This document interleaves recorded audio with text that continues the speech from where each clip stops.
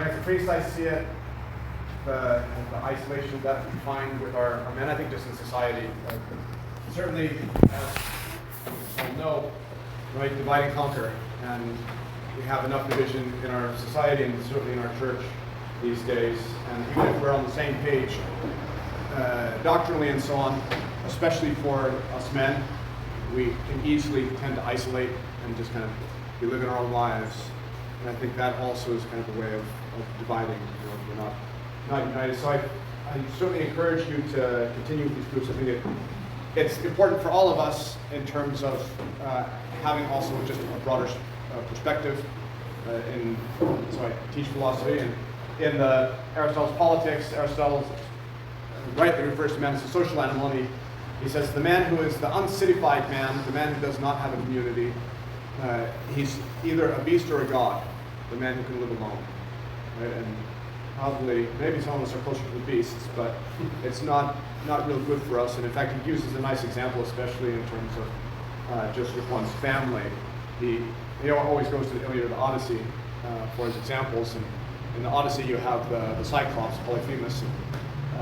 He was a man who had no other society. There are other Cyclopses, but they each lived individually, and such that when Odysseus and his men get stuck in Polyphemus' cave, Polyphemus comes in and he starts pulping these guys and gobbling them up.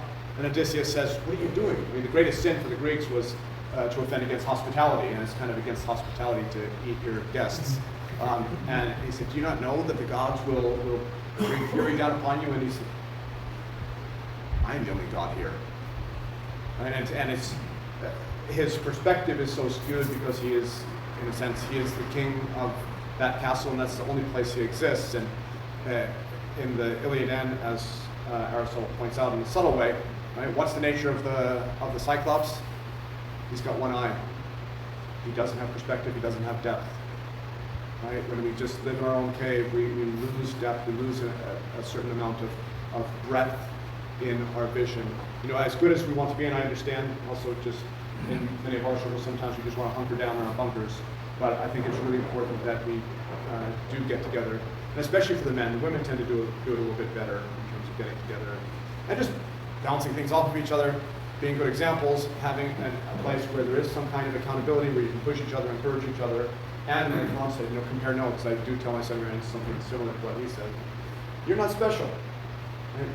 Yeah, we're all hurting. We all have wounds. We might have them in our own way, but I think it can be very helpful when we can get together and if we see, wow, yeah, I'm not the only one worried about this. I'm not the only one struggling with this, etc.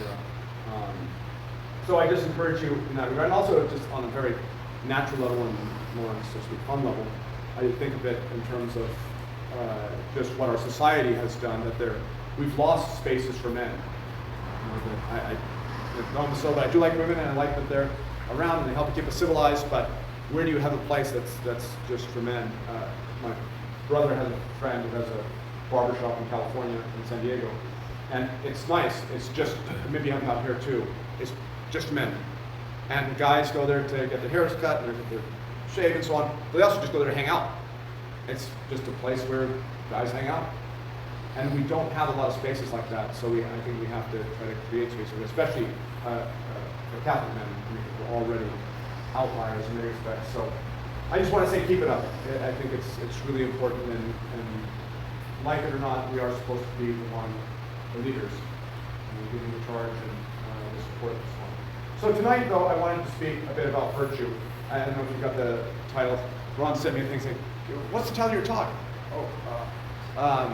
So in some ways I was thinking, well, maybe the title would be better than just the moral virtues, that it's more kind of the anatomy of virtue, what virtue is, and trying to understand better, especially in terms of the moral virtues. It's a little different with a lot of the virtues, so I won't get into that. And this is primarily from Aristotle, from his Nicomachean Ethics, but St. Thomas Aquinas builds on that. This is all even with our faith, grace builds on nature. But Aristotle gives the kind of classic view of man. Right? And in modernity, when I say modernity, in the past 300-400 years, there has been a shift in the understanding with more modern philosophers and so on, in terms of who and what man is. And in fact, much of that shift is marked by a concerted effort to get away from a classical understanding of man, of human nature, and so on, and even of nature. And in fact, that's a big part of it. So for Aristotle, in his ethics, and this is, I think, very important, and very important also in terms of our faith and what the church asks of us, that often if I speak to people and say I teach Aristotle's ethics, when people think of ethics, they think of, oh, yes, it's a bunch of moral rules, 10 Commandments or something like that. And certainly there are moral principles and there are rules and so on, but that's not what it is for Aristotle. In fact, that's not what it is for the church as well. That Aristotle's ethics is really an anthropology. It's really what we call an ontology. It's about being. It's about what it is to be a man. That the virtues are not simply a bunch of rules that we are to follow, but for Aristotle, the term he uses is arete. It means excellence. And what the ethics is about is how man is going to flourish relative to his being, relative to who or what he is. And where many of the moderns depart, and I think with good reason, in sort of considering you really want to go, well, Aristotle always begins with being. Well, what am I dealing with here? If I want to know what's going to be the best action for a thing, I have to look to see, well, what is that thing? I always use examples of a saw. Right? If you're trying to understand how to use a saw, you look to see how it's made. Okay, it's got a handle, it's long metal thing, and it's got sharp teeth. Oh, this would be pretty good for pounding nails. Well, how long is that saw going to last if I start pounding nails with it? It's not going to last too long. So Aristotle begins with just, well, what's the nature of man in his ethics? What are those things, those actions, what is that activity that is going to help him to have excellence? What is that activity, those activities that are going to help him to flourish as a man, as the specific being that he is? Right? And in modern times, and we see this very much nowadays, but in some of the modern philosophers and so on, but they got away from that. In fact, they want to say there are no natures of things. Because if there are natures of things, that means there are actions that are proper to those natures, just as they say. If you have a handsaw, yeah, the very nature of that handsaw, it's designed, it's made for particular kinds of action. And when we get that wrong, it tends to go badly. And we would say, that's not a good use of a saw when we try to nail the nails with the handsaw. And so if we speak of man having a specific nature, right, it's to say that also there are proper actions, things that are proper to that nature, which means also there are things that are not proper to that nature. It means that it has a specific end, that it's ordered to something. And in fact, for Aristotle, virtue is always circling around, well, is this particular activity helping man to reach his specific end, what he was made for? Right? And those things which derail a man are vices. Those things which help man to fulfill that nature, to reach that potency that he has, to fulfill that potency that he has, those are going to be virtues. And so he begins, and if you have a chance to read Aristotle, his ethics is magnificent, and it's probably the most accessible of his works. He begins very simply, and he says, well, what is it that men are seeking when they act? So Aristotle also, unlike many of the moderns, he's not a skeptic. He really thinks that we are made for the truth, and we can get at the truth of things. It's not that we get at the truth of everything, but he has a great confidence in men in general being able to grasp the truth of things. And so he takes for granted, just looking at our experience, that, well, why do men act?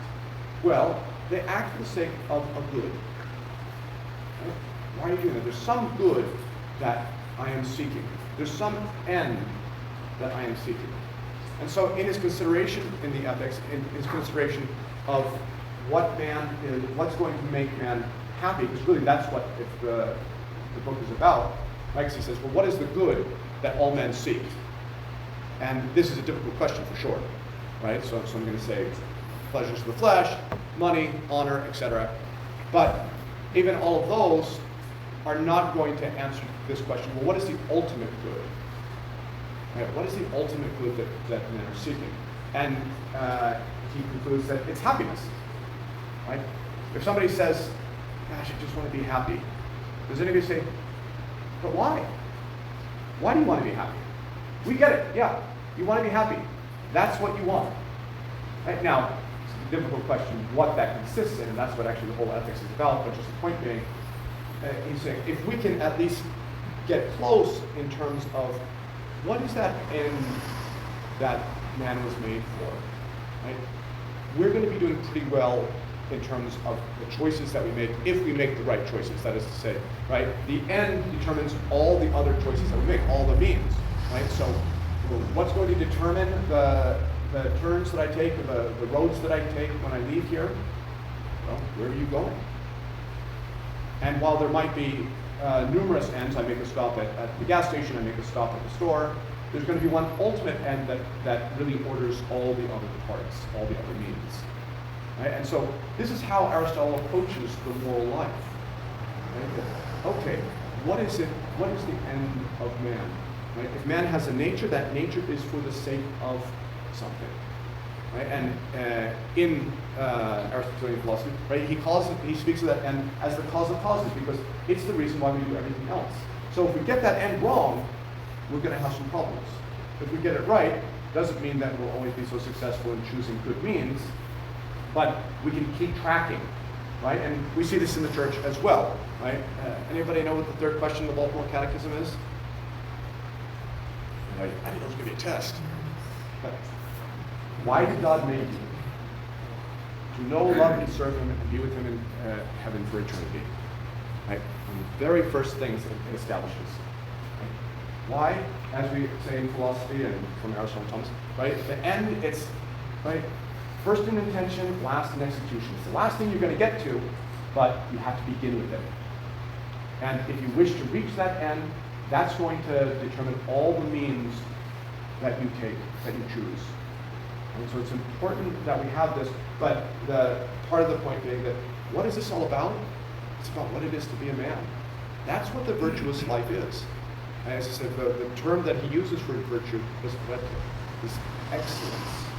How is it, what are those things that are going to enable a man to be an excellent man, a flourishing man? Right? And we certainly do this with all kinds of other things, as I say, also. And this, there are numerous examples.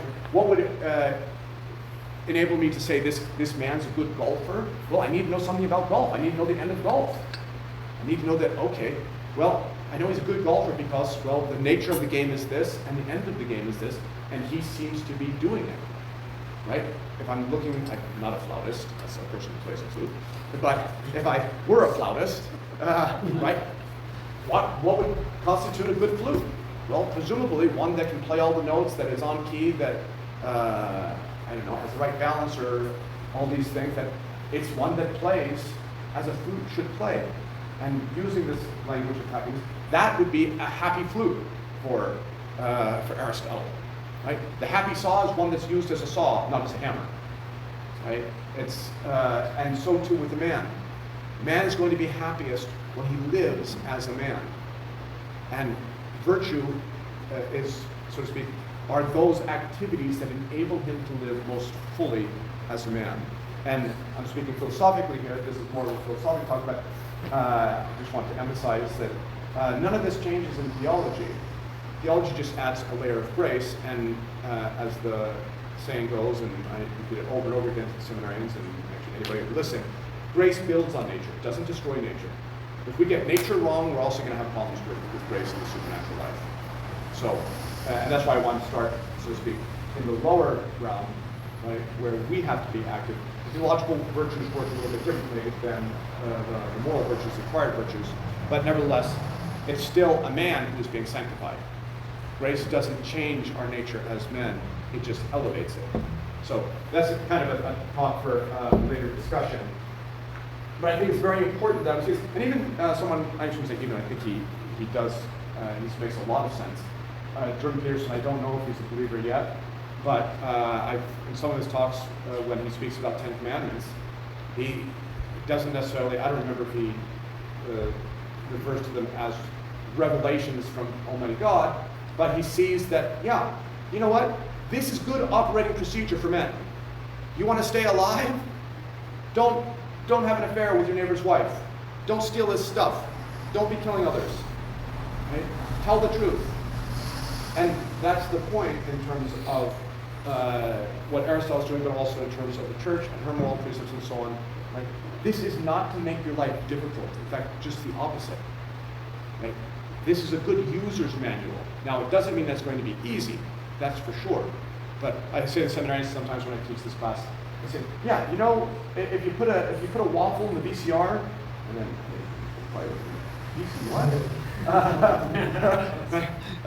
yeah, that's not a good operating procedure. It's not going to end well. Right? What's the nature of the VCR?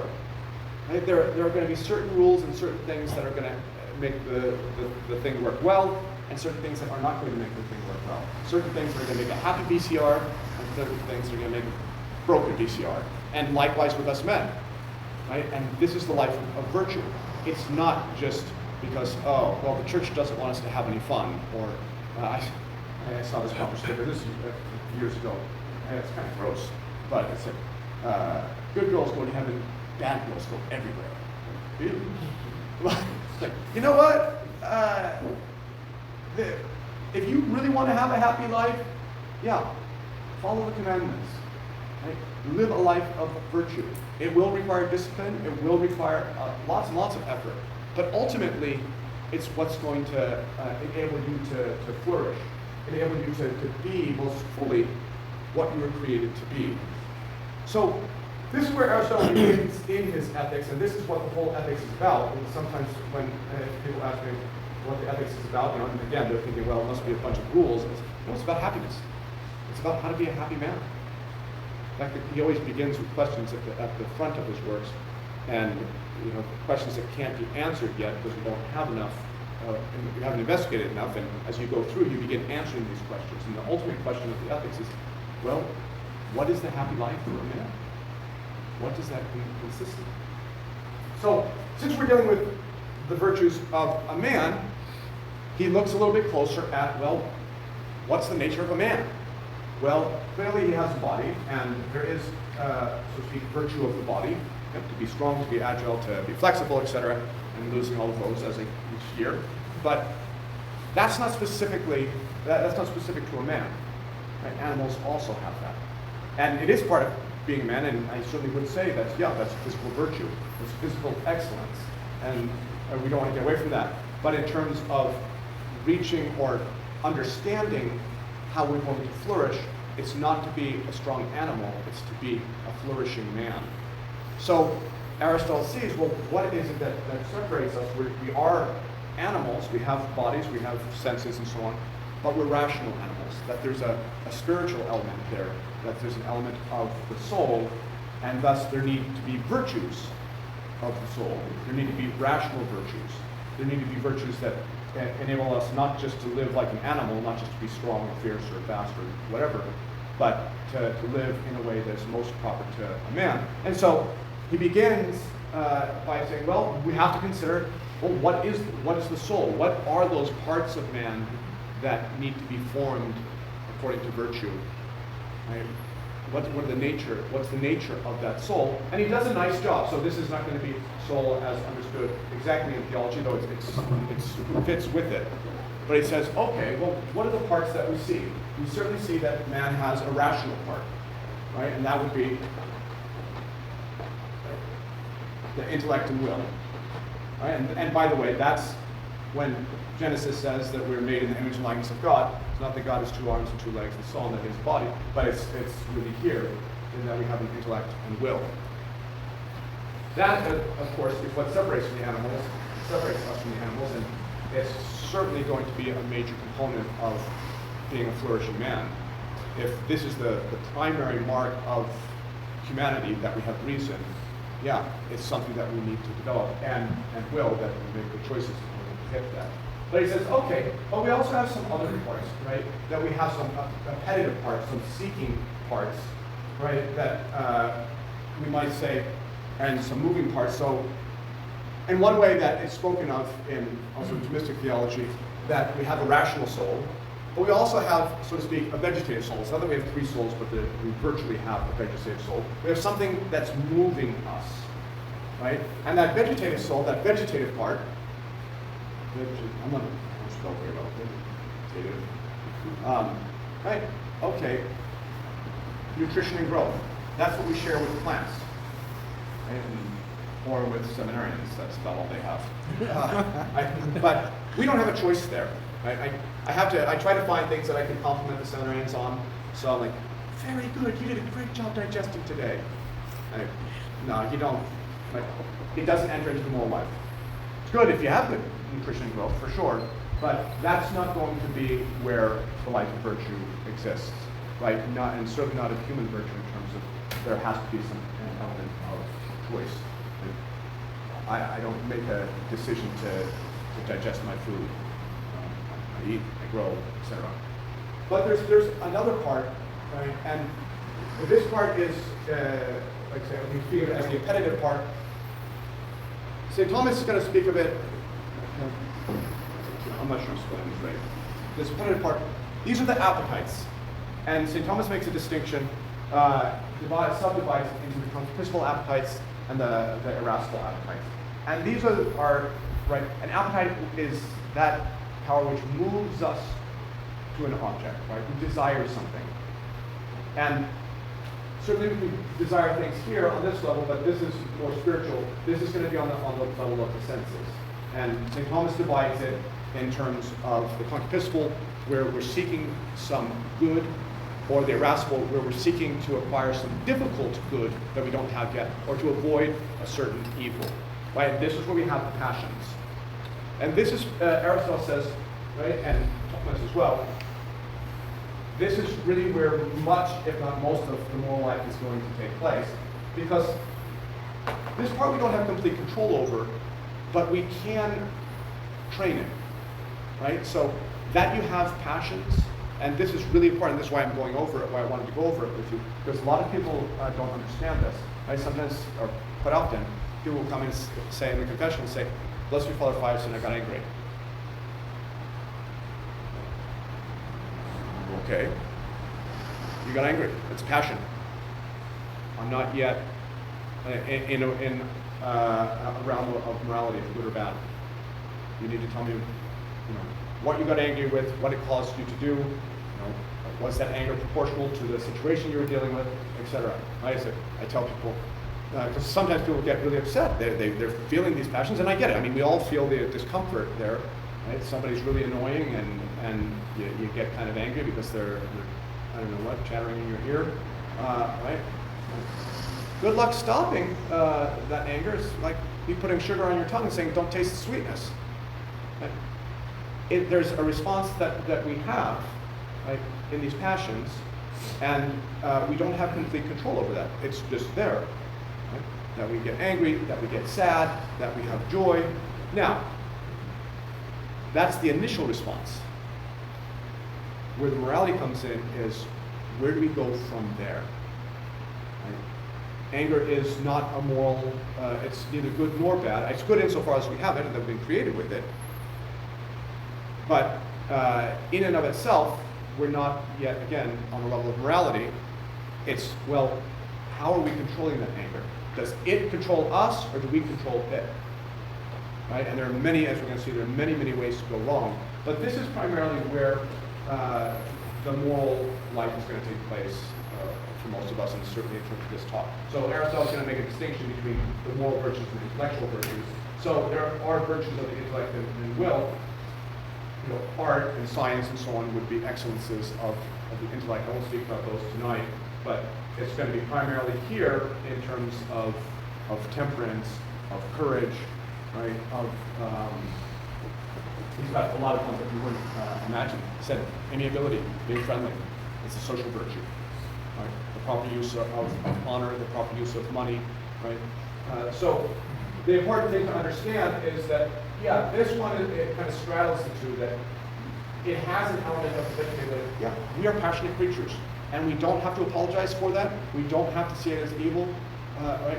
But it is something that can come under control, and we see that, right, in terms of what do we do when somebody, somebody was rude to a person, and somebody was rude to me or whatever, probably wouldn't happen that I would do the right thing. But somebody's really rude to father, and father just stays calm and is patient.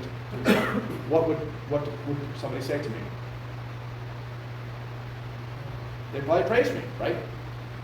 Praise and blame is a sign that we're making a moral judgment. Wow, that was really good. That was, or you were very kind in a very difficult situation. Or the other way, right? Somebody steps on my toe and I make a fist and I punch him in the nose, right? We blame, like, yeah, but I got angry. Well, you know what? That anger wasn't appropriate. You need to control your anger, right? And I just give you that. That's what, as I said, Aristotle just looks at how things are, and also what do we do with regard to passion. We also give advice. Just count to 10. Count to 10. Right? This talk will be over soon. Just take it easy. Right? We want to give advice if we didn't think that there was control there. That a man can make a choice. He can't necessarily choose in those first movements, for sure. Right? Again, you stub your toe or whatever. Even I'm not giving you freedom to drop F-bombs or anything, but in moral theology we speak that first response. Right. There's no deliberation and choice when you stub your toe and something comes out of your mouth that maybe isn't the best thing to say, right? But moving on from there, we can get in trouble. But the point being that, all right, this is where the moral virtues exist, right? This is where Aristotle is going to kind of situate us in this part of the soul that there are elements there, the passions that we just have to accept. And it's like also, you fall in love. I mean, I tell this. I hope you don't have to hide your daughters or wives or anything from me. But I tell priests, I tell seminarians, you know what? Sometimes your heart falls in love. Okay, it happens. What are you going to do about it? Right? Are you going to control it? Are you going to make good decisions, relative to your state of life? Because it's the same for husbands or whatever. You have to deal with women, you work with women, or whatever the case may be, and you feel this passion of love. You have a choice. You have a choice to be faithful to your wife, faithful to your commitments, etc. Right? And it's important that we don't get knocked off our bowl. Oh, I think I made mistakes. I just fell in love with this. Well, you know what? On fasting days, I'm hungry. I think I made a mistake. Maybe I should be fasting because I'm feeling hungry right now. I make a choice not to eat for something higher, or if just physically, right, for good health. Right? Okay, I'm going to introduce intermittent fasting to help me lose weight, or whatever the case may be. Right? That these things can be ordered, and as I say, this is very much where the moral life takes place. So, after he establishes this reality, he says, "Well, what exactly are the parameters of virtuous men?" And it's kind of funny. So it's interesting what he does. His methodology is always wonderful. Aristotle's a biologist by study, so to speak, by trade. And we still have some of his biological works. Some of them are still magnificent, and he was a great observer of reality. And so from here he looks at, well, what is kind of the moral breakdown of men? And he starts by giving us the parameters. What's kind of the, right? If I'm going to play soccer, what do I need on the field? Soccer ball. What's that? A soccer ball. You need a soccer ball, true, and great. I know. I just went to seminary. I always ask this question. What is it? Goals. And I need lines. I need to know what the boundaries are. Right? Where do I play this game?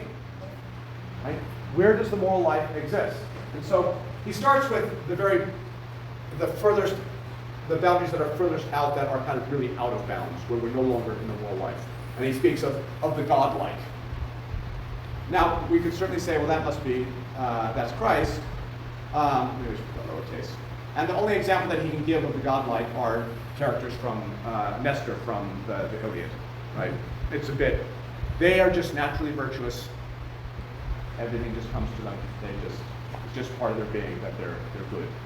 I don't know what that is like myself, right?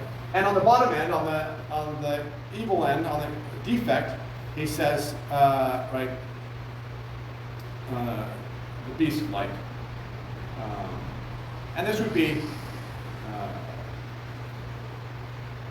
There are various terms for this, but this would ostensibly be the psychopath, right? The psychopath also isn't making moral decisions, right? He doesn't have the capacity, right? He'd kill your family as quickly, as easily as he'd eat a sandwich, right? The man has lost the capacity to make a moral, and that's right, I mean, I think that's the nature of a psychopath, that they're not able to see evil or see it as evil. And then he speaks, moving down, okay, then you have the virtuous man. Right, and he would be the man where there is a harmony, where his desires are in line with virtue. Right, and ultimately this one. Now we do have to understand that Aristotle did not have an understanding of fallen human nature and the effects of original sin. But there is truth in this. I just don't think we can get as far as Aristotle thinks we should get in terms of virtue, that there's always, as St. Paul says, the flesh wars against the spirit. Now the saint is certainly the man who is most in harmony, right, that he has gotten his passions under control and his interior life, his moral life, right, he's in line also with his very desires, right? And on the other side, below that, on the bad side, you have the vicious man. And he also has things in harmony. Yeah. His desire is to do evil. He wants to do it. Right? There's no fight or conflict of any sort. But we might also just say the self-indulgent man.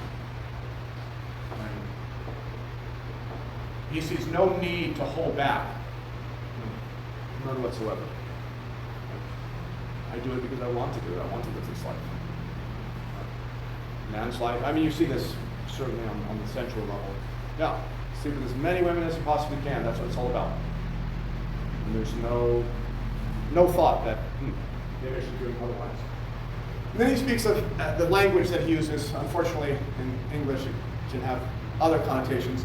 But, and my seminarians think that I do belong to this on a different level. But he speaks of the incontinent. That doesn't mean that you need to wear Depends. And the continent man. And this is really where the moral life takes place for most of us, where Aristotle's going to spend the majority of his time. And right, the continent man, well, let me start with the incontinent. This is the man who wants to do good. Right? He sees what he should be doing, and he wants to do it. But as Aristotle says, right, he's soft. Right? He doesn't have the strength, right, to make those decisions which he knows he should make, to make those choices that he knows are good for him, that are the right things, and he collapses. He's not a bad man. He's a good man. He's a weak man. He's striving, and it's all of us at times, right? And it's part of growing in virtue. And then you have the continent man, right? Who's marked by a certain endurance. He also has the struggle, but he's victorious in the struggle. So he's not the virtuous man. The virtuous man finds pleasure in choosing the good, right? The continent man has to struggle to choose the good, and he wins. Does that make sense? Yeah, okay. And I think we all have some experience. And we certainly have this in the scriptures, right? St. Paul says, why is it that the evil or the good I want to do, I do not, and the evil that I do not want to do, I do? He says, there is another law in my members, right? That the flesh wars against the spirit. We all feel this struggle, and again, perhaps the saints of last one. And you see this particularly, I'm going to get to this, I promise not to keep too long, but in terms of the nature of virtue, that, as a habit, as a disposition, it forms a character. So, right? Mother Teresa didn't have to, when she was on the streets of Calcutta, she didn't have to think twice about picking people up off the streets. It was like, I don't want to do that today. My feet hurt. I want to get home and have a beer. And right? It was so much part of her. In fact, anybody know what her penance was in her life? She was going around and receiving all these awards. She knew that, okay, in God's providence, she was being having the spotlight put on her. She had to, be meeting with presidents and this and that. And where did she want to be? She wanted to be in her house for the dying in Calcutta. Right? Yeah. Her virtue was such, and I think hopefully we have this, as I say with seminary. They don't usually lock my room at the seminary, and I hope none of the seminarians out there in my room, there's his wallet, take 5. He won't notice. Hopefully all of us at least have the virtue of honesty enough that, no, it's just not a temptation to steal money out of people's wallets. Right? And just to give you the example that, yeah, when we really have the virtue, one of the marks of having a virtue is that it's easy and pleasant for us. It's the same thing with, so art is a kind of intellectual virtue, right? What's the difference between Kanan and myself playing the guitar? Right? Let's say I even take some lessons. How in the world do you get your fingers like that? I'm having to think, and it hurts my fingers, and right? Well, you have to think, Kanan, when you move to at least the power chords, the 4 power chords that you know, or jiu-jitsu. I mean, I'm having to, it's horrible. Well, I mean, it's wonderful, but I'm so bad at it because, yeah, I'm having to think, like, oh, wait, is that my left or your left? Wait, is that, well, you know, the guys who have the virtue of jiu-jitsu, they're feeling it, right? I mean, they're not even thinking about it, right? It's just part of them, right? And it's pleasure there, right? We speak of these athletes being in the flow, right? When I haven't played golf much, and you know, when I did, I was like, okay, like this, arm down. You know. Tiger Woods isn't thinking about stuff. I mean, he might think where he wants to hit the ball, but it's just part of it, right? So this is how we want to think of virtue, especially in terms of, you know, this is really where the fight is taking place for most of us. Is in terms of, okay, you know, there's a struggle, and there's a struggle for both these men, and most of us are somewhere around, well, no, I should say that, hopefully we're somewhere around here that, yeah, little by little we're growing in victories. But we want to, and that's what we want to look at next, but what does that mean, growing in victory? What is it to grow in the virtues? Right, and as I say, and it's also important to say, for example, and not just for me as a priest, but also for all of you, with regard to dealing with others, you know, there's a difference between what we call a recidivist, somebody who doesn't care, who just, for example, in the confessional, they say and just like, well, I'll just come back next week and just go back to confession, and they're making no effort whatsoever, right? And a man who is weak, who, yeah, he has a vice, and that vice is deep in him, and he's struggling, and yep, you know what? He's going to probably be struggling for quite a while. And as long as that struggle is there, he can receive absolution. He's making an effort, and we really need to understand that. Again, this is not an evil man. This is not a man who has malice. It's a weak man. Right? And even there, we have to be aware of that in ourselves as well. This discouragement is really, it perhaps is one of the most dangerous things to the moral life. When we get discouraged, when we, you know, and you see this with people, right? That unfortunately, just I think the internet and so on, and even the movies that we watch sometimes. I mean, I love the Rocky montage. It's just awesome, right? Okay, you've got a little bit of struggle, and then you've got 2 minutes of him boxing a bit. Next thing you know, he's in the ring. You know, and then you try it in real life, or people want to get into shape, and they haven't exercised for 2 years, and they've gotten really out of shape, and they do like me and watch some motivational videos, and like, yeah. January 1st, they make a resolution to go to the gym. They're going to go 5 times a week, and and well, I've been kind of like, half past a month, and I still don't have a 6-pack, and I still don't look like, you know, this. Yeah, right. Yeah, it's hard. You got to keep at it. You got to keep working, right? And very often, right, we're working against another habit. If we have the vice, right, how do we replace it? Not simply by stopping the vice. We have to replace it with the virtue, with good actions. But if we have built the vice into us, right, through years and years of repeated actions, it's not short of a real miracle. It's not going to just come to an end. And there are going to be many falls along the way. Now, I'm not giving that as an excuse for any of us, but at the same time, we do have to understand human nature and how things generally work for us. Sometimes, yeah, you have people, you know, they have a conversion, they're major alcoholics, have a conversion, they never take a drink again. But, as I said, grace builds on nature, right? And, you know, and as I say, in our times especially, people are looking for, I even see these ads, lose weight without exercising or diet, just take this pill. Right? People are looking for the life hack that's going to make them smart, make them learn language, make them get in shape. And believe it or not, they're looking for it in the church too. That, you know, this book, 12 Steps to Holiness. You do this, you're going to be ready to be canonized. Okay? You do this, you're no more. You'll never lose your patience again if you do X, Y, and Z, or you wear this medal or whatever. And I'm not blasting, something to say, but we have to be a bit more realistic and understand. Again, short of a real miracle of grace, that's not how these things work, right? That God respects the order that He has created. He respects how He has created us.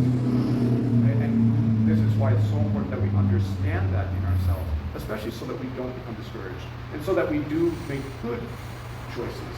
And this is precisely what Aristotle is getting at here, right? And also, and say, just in terms of saying he was a priest, but for he was well just in dealing with others, that we have to understand that this guy isn't an evil man; he's a weak man.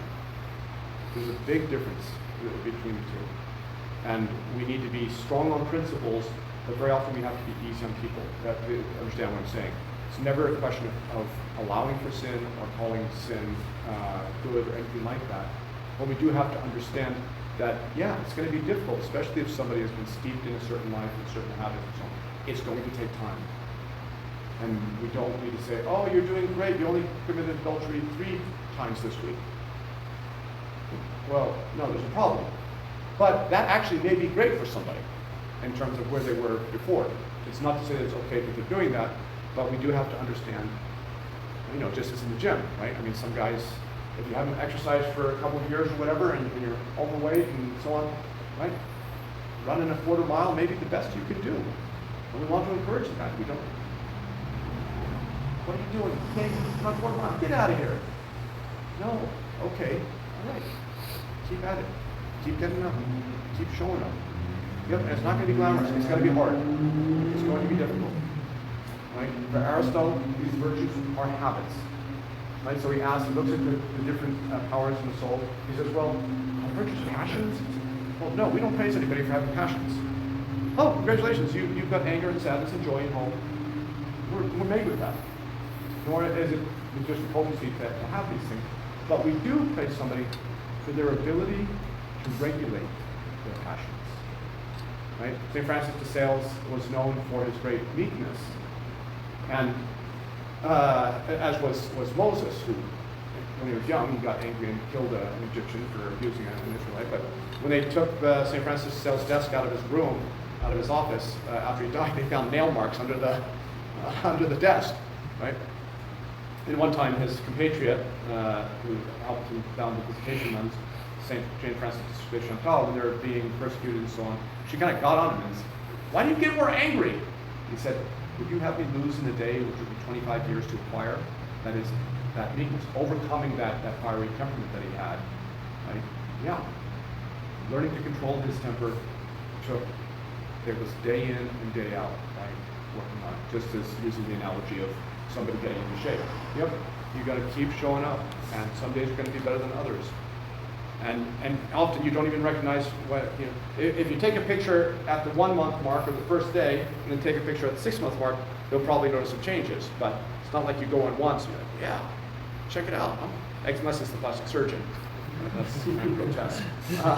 Right? So for Aristotle, it's a question of, and not just Aristotle, right? That, well, what are these virtues? He says they're dispositions, they're habits.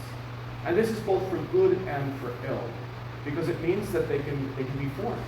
And I say it's for ill because it's likewise with vices. They too are habits. And how do we acquire a habit? By repeated actions. We have to get after it. We have to do it day in and day out. And how does this work, especially in terms of moral virtues? He uses the example of art, which is also a virtue, but he uses it, he contrasts it with the moral virtues to help us to understand the moral virtues. Well, how does the maker learn to make? This is a Latin axiom. How does the builder learn to build? By building. Right? And so at the beginning, usually, and this is the point, that we grow these virtues by the exercise of these virtues. And it's very hard in the beginning, especially. Right? You've never built anything. I haven't really built anything. I was telling the Cortez the other night, some of the ladies, that I tried to sew something once, and I had a seam that came undone on something.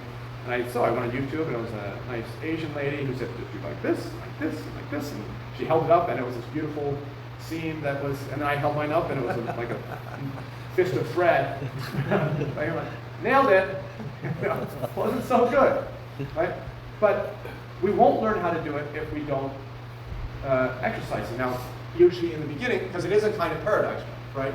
We acquire the virtue, the excellence, right, or the habit, if it's art, or excuse me, the art, by doing it.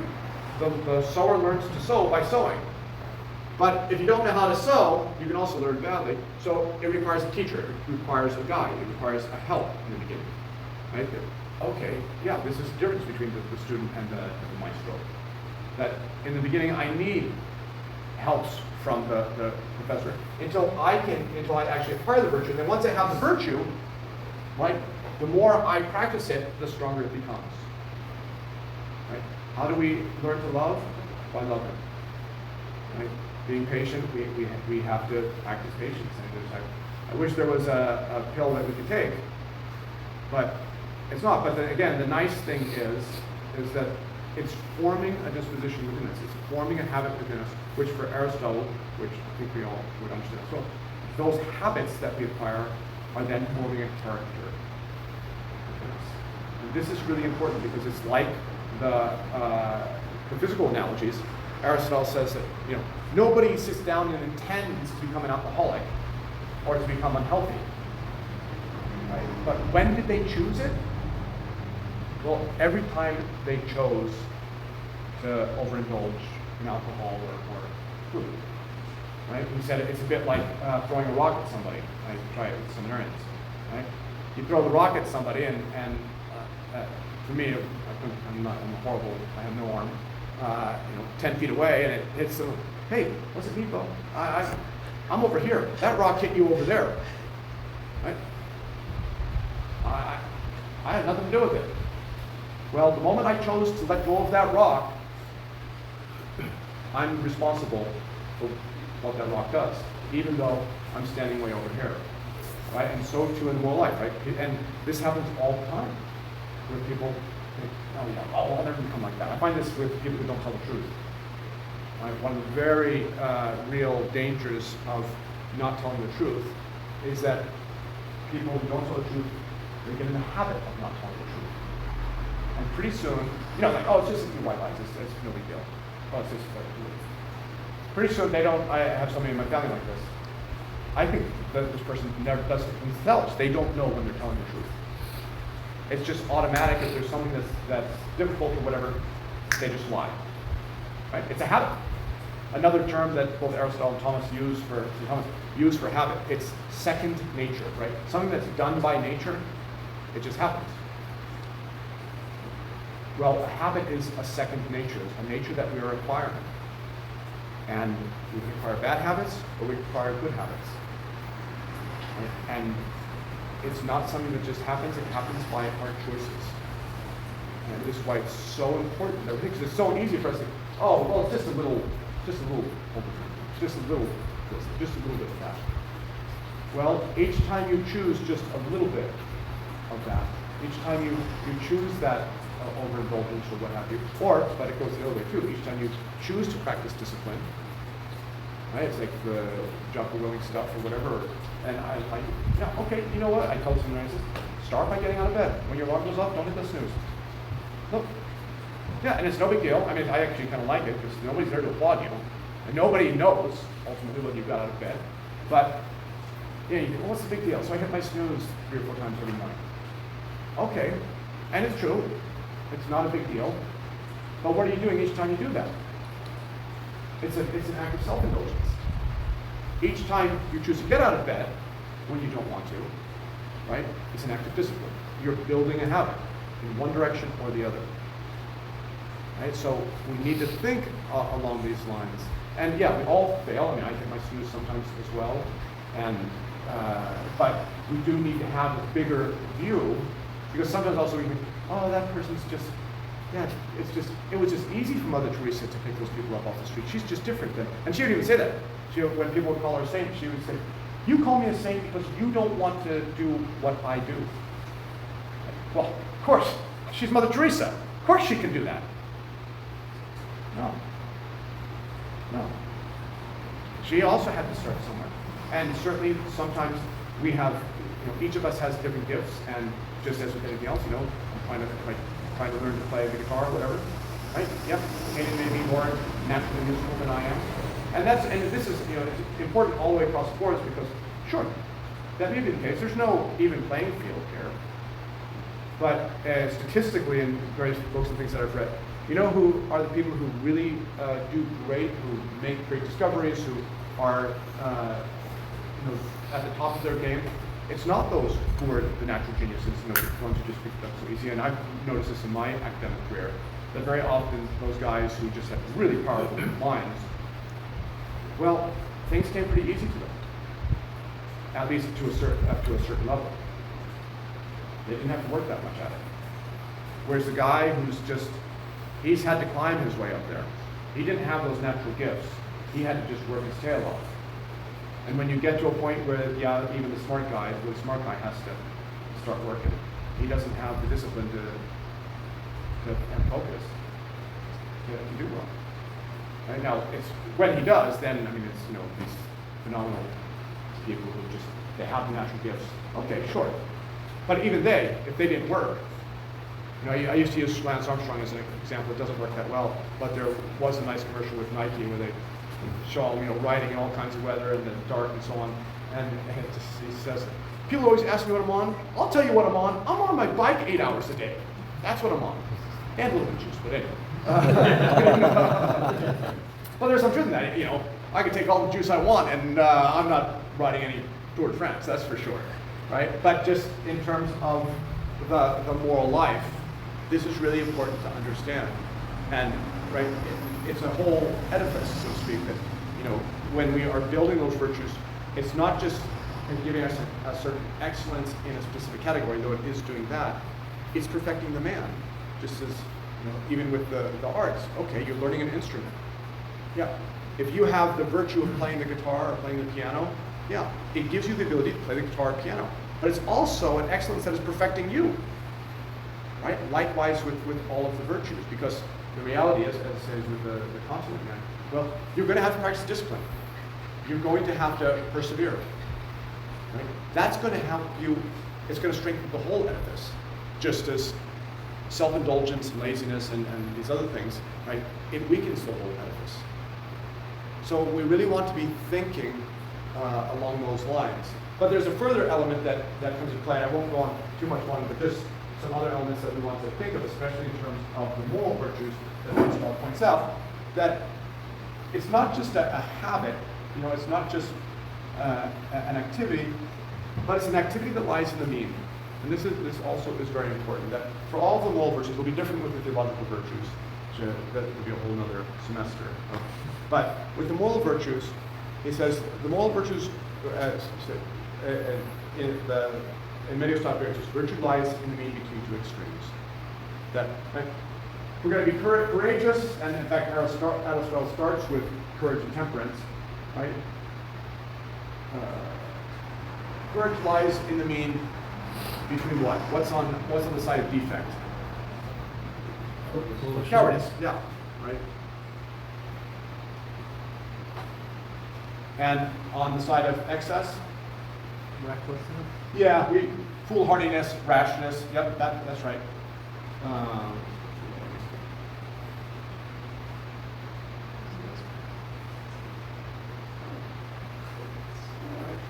So, using this concrete example, right, for Aristotle, courage is the virtue which regulates fear.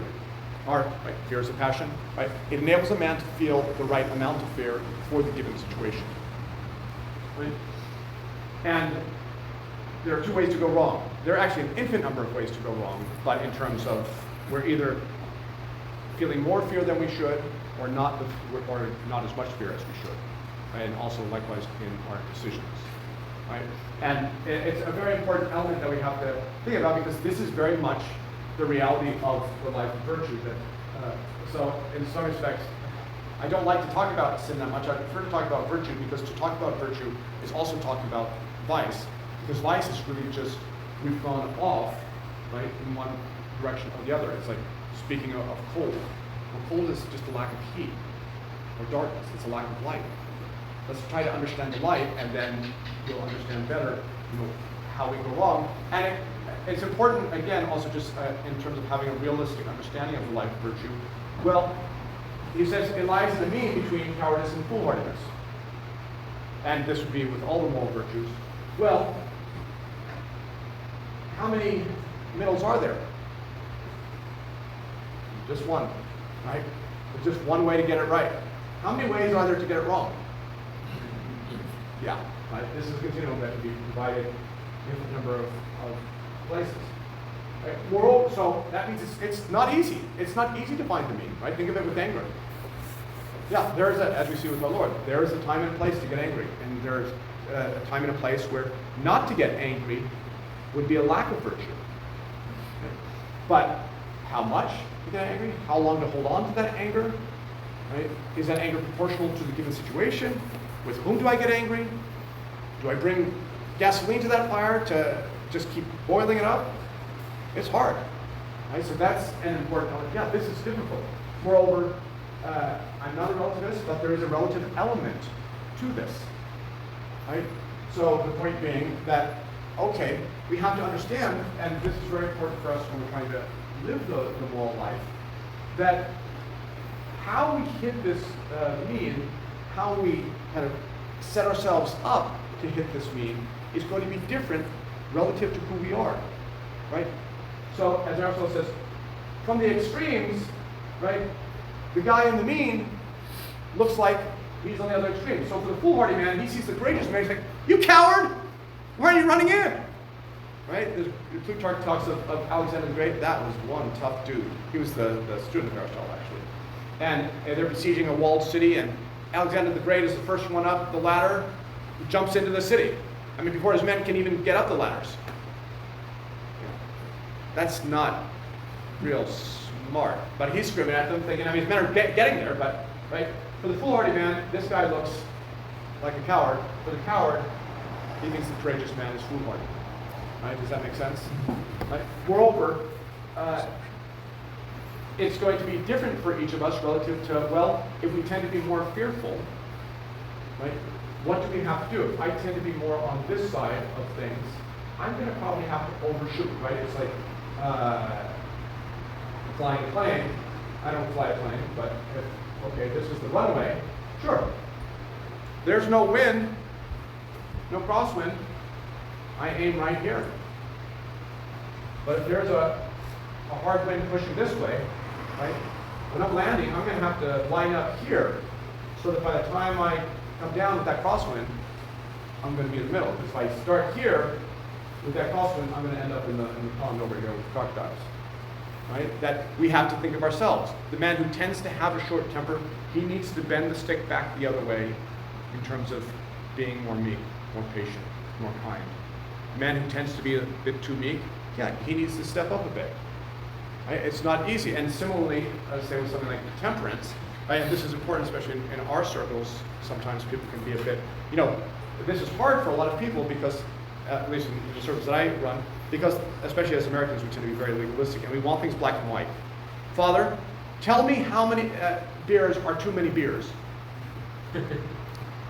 I'm sorry, if you drink a whole six-pack, you're drunk, you're in no sin. That's just it. Well, who's the man who's drinking? Right? 6 beers may not be, in fact, the example that Aristotle gives is this athlete Milo who was said to have eaten an ox in one sitting. Well, yeah, for a big dude like that, 6 beers may be just getting started.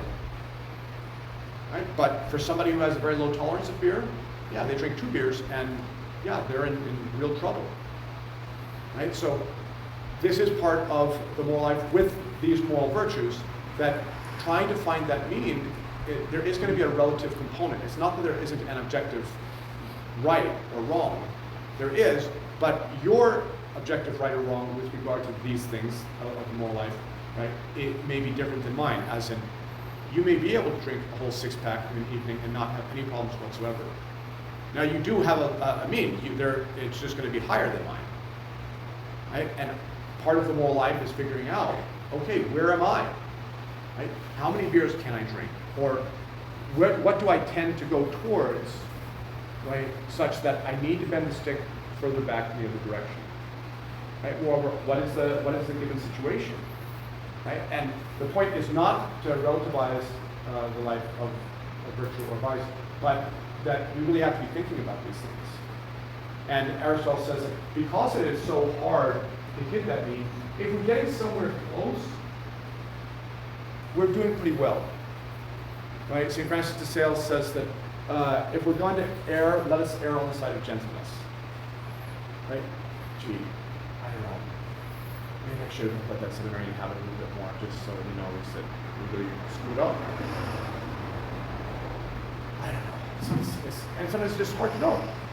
Right? But we do have to be striving at it. Right? And the point being that, okay, if we're more or less keeping it under control, right? The courageous man is not the man who doesn't fear, he's the man who fears rightly.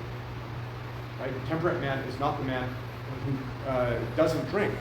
Now, it's fine if that's your choice or you're an alcoholic and you need to do that, but that's not practicing temperance. Temperance is the right use of, in terms of alcohol or sex, or that it's used in an ordered way. Complete abstinence is not a practice of the virtue. It's just removing the possibility of falling or practicing virtue. But the point being that, these are things we have to consider in our own life in terms of growing in virtue. Right? What are the pitfalls that I need to look out for? Right? And we do know this in some respects. If I have a really short temper, I know I need to be much more careful than somebody who's more me in certain given situations. Things that are just going to set me off. Right? Or I always tell people, I don't have much of a sweet tooth. I like beer personally. I could walk past I could have cakes and cookies around me all Lent. I could take it or leave it. But if you have a proclivity for sweets and so on, and you're trying to lose weight, you're probably going to have to make some different decisions than me. You're going to have to do different things to practice temperance with regard to that kind of food. And then Aristotle adds one other thing, which I just maybe I'll close with one quote, but that I think is very important. When he speaks of virtue, he says, virtue, in terms of the moral virtues, that it lies in the mean, and a mean determined by reason. Right? So we also have the help of the church, but we have to decide this according to reason. We need to be thinking these things through. We have to have good moral principles and so on. And he says, so it's a mean according to reason, but also the mean as the virtuous man would choose it. So what he means by that is that we actually need to see virtue lived. And it's really hard these days, right? Because we don't have a lot of living examples. It's a bit like, this is a good extreme, but when we, at the seminary, we have these, a couple times a year, these seminars where priests come to want to learn the Old Mass, and for 5 days we go through the Mass with them and at least give them enough to get started learning it. It takes a lot longer than 5 days. But we have books, and there are books they can read, and that have instructions on how to say the Old Mass. And you see me celebrate Mass. I did Dominus Vobiscum, my hands open and close, and one of the priests came, and he was just learning it from a book, and the rubric says, and here the priest turns around, opens and closes his hands, and says Dominus Vobiscum. So he turned around and said, Dominus Vobiscum. Right? And then he opened and closed his hands. Right? We are an incarnational religion for a good reason, and we see God in his wisdom and providence has given us our Lord. Right? And this is why the saints are so important to us, and hopefully each other, that when you can have a living example. I think, I know in my own life, there are certain people, even if it's just somebody who practices a virtue particularly well, somebody who's always calm, to have an experience, a lived example of that, to see how they, and we see it in sports too. I was telling, this is an example, but the one time when I did play golf a bit, I was with my grandfather for the summer, and he played golf, and at some point I was just kind of having some troubles, And he got me a bucket of balls, and I was on the range, and he was telling me things and this and that. Then one of the kids who worked on the golf course, I think I was 11, and he was 11, the kid was 11, and a really nice kid. And he came up, my grandfather said, "Hey, would you like to hit some balls with us?" I said, "Sure." This is a kid who grew up on a golf course, so he really knew how to play. And all of my grandfather's coaching, which I'm sure was good, it was all, he knew his golf, was nothing compared to me seeing another 11-year-old hit that ball. Right? When I got to see what an 11-year-old looks like hitting a ball, yeah, it made a big difference. Right? And that's why I say also, just these groups, we can read books, and we do need to read books and have good principles, but to have it incarnated and also just the example that we need to give to others. We're all need to be working at it, and I'm not sure I'm there, but it is so very important. Even Aristotle understood that. Yeah, we need to see what virtue looks like in real time, right? In flesh and blood and so on. And all of us are going to fall short in areas for sure. But it is very important. I think this is one of the reasons for the crisis that we're in, and especially say for something like fatherhood. So many of us have not had strong or virtuous fathers in our lives. I'm not criticizing anyone, and I think it's been multi-generational. Myself, my father wasn't really around, right? So, and just what it is to be a husband, a father, right? A man, and so on. And there are lots of good things that are happening where people are trying to bring that back. But sometimes you get the sense that it's kind of being made up out of whole cloth, that we've lost a couple generations of, we don't have, so to speak, an initiation that we've gone through, that a rite of passage for us as from young men to men. There's a very good book by Protestant, but he does a very good job with it. John Eldridge, he's written a number of good books on this. One's called Wild at Heart, and the other's called Fathered by God, and kind of breaks up the kind of the stages of a young man growing up and the role that the father plays in each of those stages. And, for many of us, even if we had a father, that father didn't have this initiation, so to speak. So, he doesn't know how to do it. And these are some of the things that we certainly want to try to restore. I mean, be thinking about and helping each other with. You've had experiences that I haven't had, and so on. And I think to be able to pool those experiences and support each other in this, so that hopefully, the next generation is a little further up on the ladder than we were. So I'll just finish with just a quote. C.S. Lewis covered, anytime I'm looking at something, if I know he's written on it, I usually go to him because he writes so well. But in his book, Mere Christianity, which I recommend highly, he says this. He says, people often think of Christian morality as a kind of bargain in which God says, if you keep a lot of rules, I'll reward you. And if you don't, I'll do the other thing. But I do not think that this is the best way of looking at it. I would much rather say that every time you make a choice, you are turning the central part of you, the part of you that chooses, into something a little different from what it was before. And taking your life as a whole, with all your innumerable choices, all your life long, you are slowly turning the central thing either into a heavenly creature or into a hellish creature. Either into a creature that is in harmony with God and with other creatures and with itself, or else into one that is in a state of war and hatred with God and with its fellow creatures and with itself. To be the one kind of creature is heaven. That is, it is joy and peace and knowledge and power. To be the other means madness, horror, idiocy, rage, impotence, and eternal loneliness. Each of us, at this moment, is progressing to the one state or the other. I think we really want to think about it. It's these choices that we are making. Right? We want to be deliberate in these choices. We are forming ourselves one way or the other. We can't get away from it. And little by little. And as I say it actually not to discourage, but to encourage. Right? Where we are weak, okay, we don't have to stay there. It's not a fatalism. Begin making new choices. It's going to take a while. And yep, it's often hard to know how to navigate those waters. But we need to be in the fight. We need to be at it. Right? And helping each other with it. And then worship grace. It becomes more possible. I'm not going to say it becomes more easily done, but it becomes more possible. So, let's end that with that. Why don't we finish with prayer and I'll let you.